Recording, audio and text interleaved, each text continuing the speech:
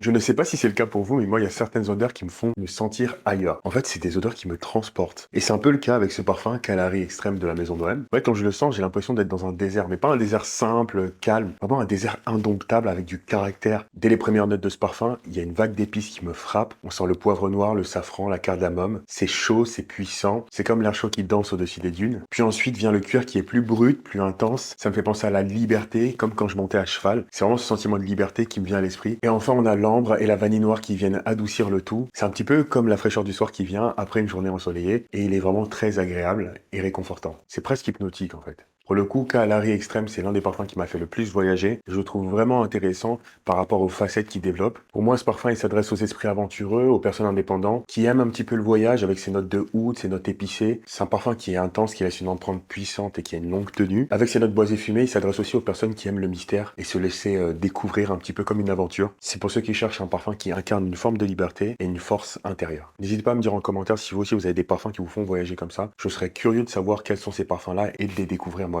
En tout cas, pour moi, c'était le Kalahari Extrême de la maison d'OM. Si t'aimes ce type de contenu, je t'invite à t'abonner. Je te dis à très bientôt.